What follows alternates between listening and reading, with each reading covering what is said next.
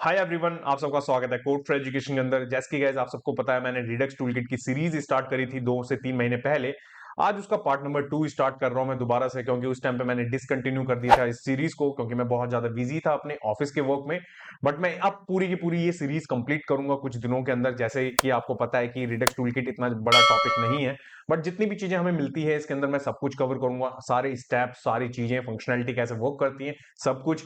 जो जिन लोगों को भी रिडक्स पहले से आता है उनको रिडक्स टूलकिट सीखने में बहुत ज्यादा आसान होने वाला है, और जिनको रिडक्स नहीं आता उनको मैं बहुत आसानी से सिखा दूंगा रिडक्स टूलकिट। तो टेंशन मत लेना आप सब, ठीक है? क्योंकि मैं इसके अंदर डायरेक्ट अब एक प्रोजेक्ट बना के दिखाऊंगा, to do app, to do application, जिसके बाद हम सारी चीजें सीख जाएंगे उसी के अंदर। तो आज मैं इस वीडियो के अंदर आपको बताऊंगा फोल्डर स्ट्रक्चर के बारे में, कि किस तरीके से फोल्डर स्ट्रक्चर को आपको फॉलो करना है। तो अगर आप में से जैसे कि बहुत सारे लोग नए हैं जिनको नहीं पता कि मैं बहुत सारे कोर्सेज फ्री ऑफ कॉस्ट बनाता रहता हूं और दिए भी हैं ऑलरेडी, तो सबके लिंक डिस्क्रिप्शन में है। इस प्लेलिस्ट का लिंक भी आपको डिस्क्रिप्शन में मिलेगा। और आपको मेरे किसी वीडियो से रिलेटेड कोई डाउट होता है तो कमेंट करके अपने डाउट को आप पूछ सकते हैं। एंड गाइस, सारे के सारे सोशल मीडिया के प्लेटफॉर्म के लिंक्स के यहाँ पे आपके सामने मैंने यहाँ पे टेक्स्ट रखे हुए हैं, और लिंक्स डिस्क्रिप्शन में अवेलेबल हैं। जाएं एंड फॉलो कर लें और कनेक्ट हो जाए मेरे साथ में 1 to 1।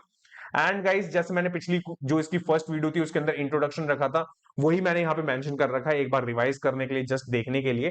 तो रिडक्स टूलकिट आपको पता है एक लाइब्रेरी है, राइट? और ये स्टेट मैनेजमेंट के लिए यूज होती है, जो कि आपकी जावास्क्रिप्ट एप्लीकेशन के अंदर यूज कर सकते हैं हम। ये सबसे ज्यादा पॉपुलर तब हुई थी जब रिएक्ट के साथ में इसको बहुत ज्यादा यूज करा गया। तो इसका जो लेटेस्ट वर्जन है, आप कह सकते हैं, जो रिडक्स की खुद कंपनी ने इंट्रोड्यूस करा रिडक्स टूलकिट, तो इसको बहुत ज्यादा यूज करा जा रहा है। ये भी अब बहुत ज्यादा पॉपुलर है, तो इसी को हम पढ़ रहे हैं इस पूरी सीरीज के अंदर। तो ये था एक मोटा मोटा सा रिडक्स टूलकिट के बारे में अभी, और बाकी तो सब कुछ मैंने पहले पार्ट के अंदर कवर कर रखा है। तो यहाँ लेके चलता हूँ डायरेक्टली अपने यहाँ पे कोड एडिटर पे, और यहाँ पे हम करते हैं इसका प्रैक्टिकल गाइस। सो गाइस, यहाँ पे कोड एडिटर पे आने के बाद सबसे पहले आपको पता है कि किस तरीके से ऐप बनानी है रिएक्ट की, क्योंकि आप ये पूरी सीरीज रिएक्ट के साथ में कवर कर रहे हो। तो रिएक्ट की ऐप बनानी आ चुकी है आपको, रिएक्ट ऑटोडॉम आ चुका है आपको। अब रिडक्स टूलकिट की बारी है। तो रिएक्ट की एप्लीकेशन कैसे बनती है मैंने बना दी है यहाँ पे। तो सबसे पहले इंडेक्स डॉट जेएस है यहाँ पे। यहाँ पे आपका रिस्ट्रिक्शन मोड होता है, मैंने इसको रिमूव कर दिया है यहाँ से। और ऐप डॉट जेएस के अंदर मैंने सब कुछ डिलीट कर दिया है, बस मैंने यहाँ पे आपका एम्प्टी रखा हुआ है। ओके।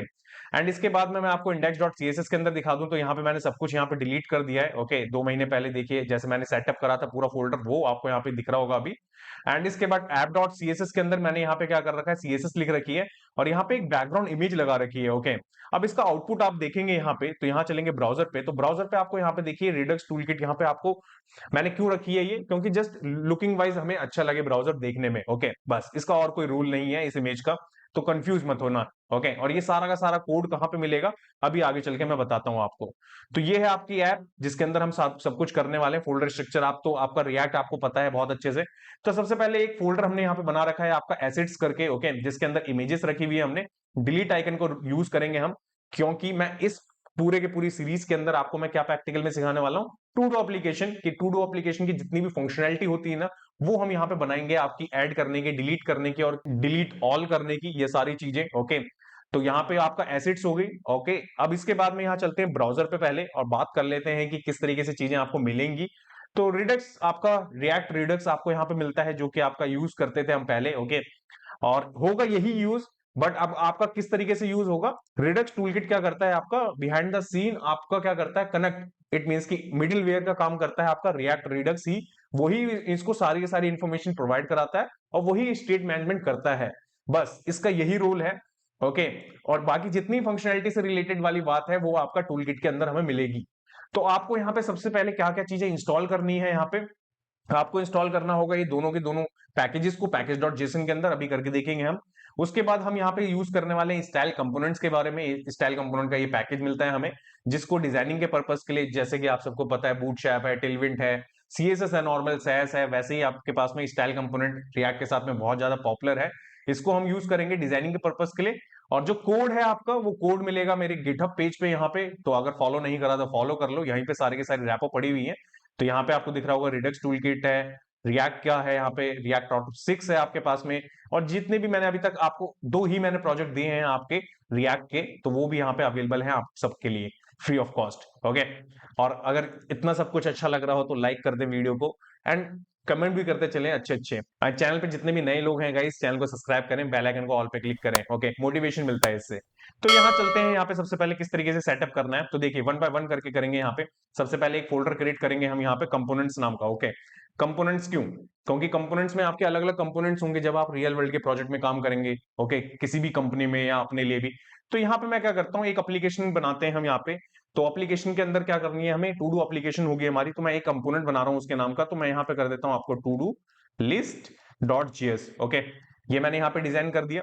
इसके बाद में शॉर्ट फॉर्म, आप सबको पता है कि एक्सटेंशन यूज करता हूं मैं। तो देखिए कुछ इस तरीके से मैंने यहाँ पे इसको शॉर्ट फॉर्म करा आपका। ओके, तो यहाँ पे हमारा ये कंपोनेंट रेडी हो चुका है। इस कंपोनेंट को हमें कहाँ पे यूज करना है मैक्सिमम टाइम, हम करेंगे यहाँ पे। तो मैं सबसे पहले आपका क्या करता हूँ, टू डू लिस्ट, तो मैं यहाँ पे कमेंट कर देता हूँ एंड देन यहाँ पे आपका क्या करते हैं, इसको इंपोर्ट करवा लेते हैं। देखिए सजेशन आ रहा है, और ये मैंने इसके ऊपर एक्सटेंशन के ऊपर ऑलरेडी वीडियो बना रखी है। तो पूछना मत कि कौन सा भैया आप यूज करते हो कौन सा नहीं, क्योंकि वीडियोस और मेरे को फॉलो करोगे तो सब कुछ पता चलता रहेगा। तो यहाँ पे अगर मैं सेव कर दूं, अभी सेव करने के बाद लेके चलूंगा आपको यहाँ पे, तो यहाँ पे आपको विजिबल हो भी रहा होगा। ओके, ये छोटा सा। ओके, अभी बड़ा हो जाएगा जैसे जैसे हम काम करेंगे। ओके, तो यहाँ पे अभी क्या करते हैं, इसको कर देता हूं मैं H1, जिससे कि थोड़ा सा बिगर दिखे वो। और इसके बाद में यहाँ पे हमने क्या करा, एक कंपोनेंट बना लिया, कंपोनेंट हमने यहाँ पे कॉल करवा लिया। और अगर मैं आपको यहाँ पे दिखाऊं तो यहाँ पे टू डू लिस्ट आपको विजिबल हो रही होगी।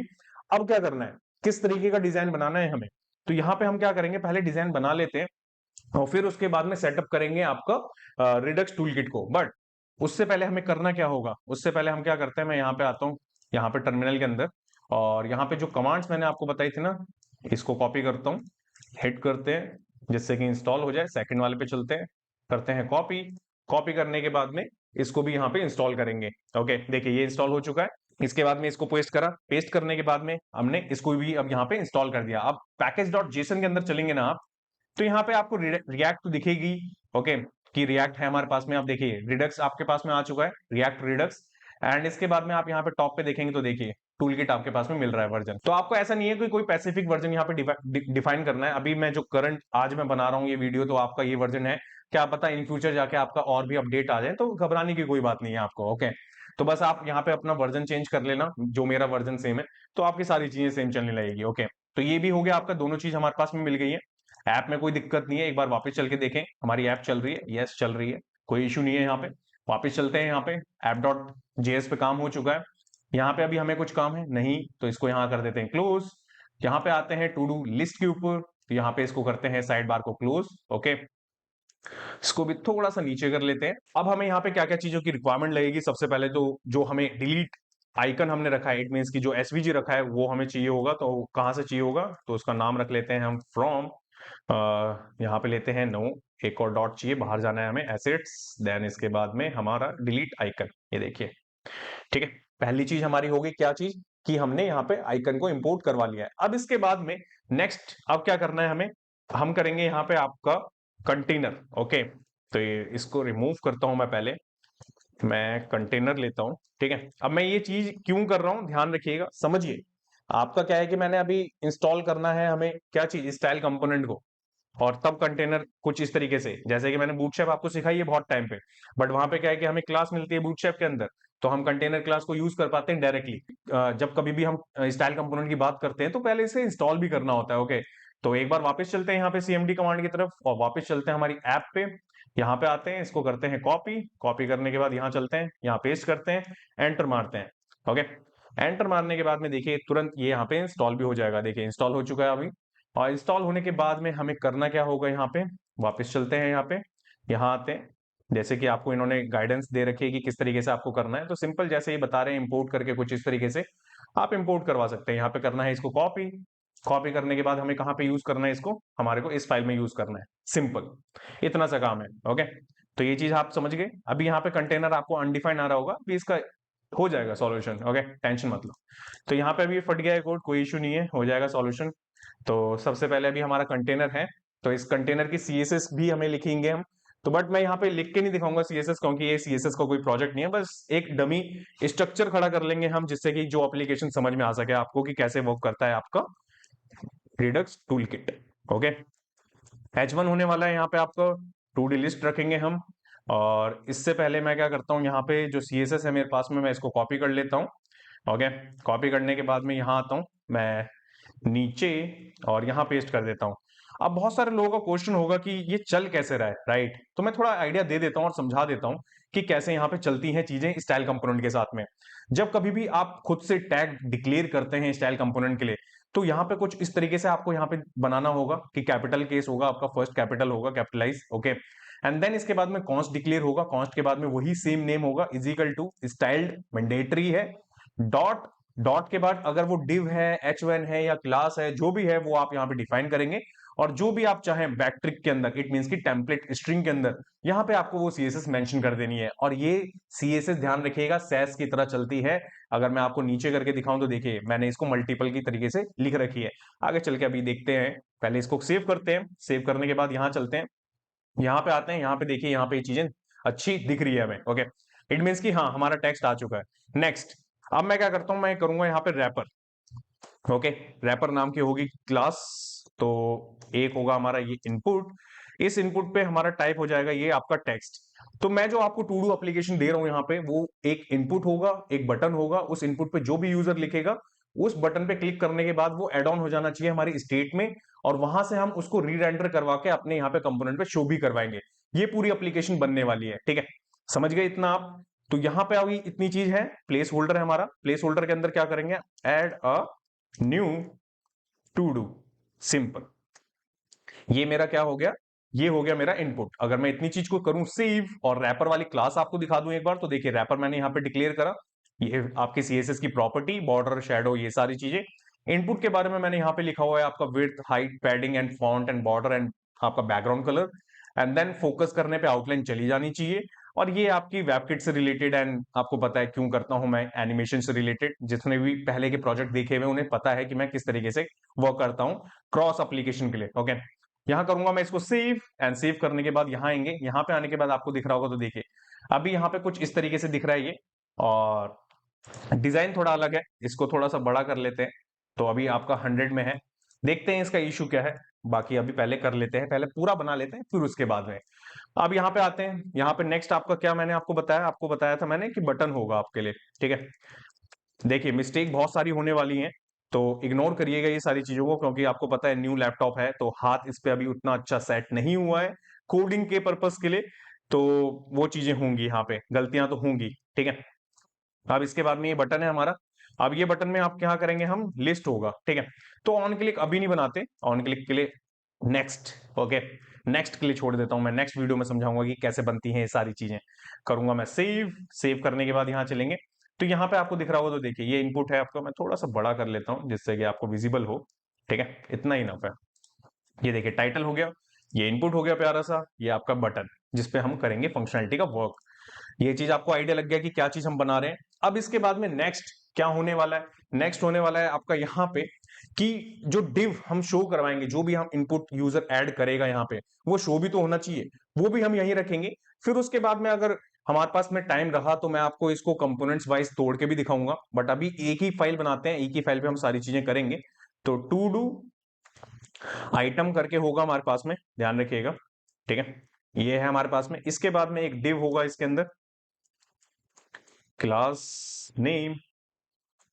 देखिए फोल्डर स्ट्रक्चर इसलिए मैंने इस टॉपिक का नाम रखा क्योंकि आप समझ सके कि किस तरीके से चीजें चल रही हैं। तो यहां पे मैं क्या कर देता हूं, आपका टू डू, तो यहां पे 1 हो गया आपका, ठीक है।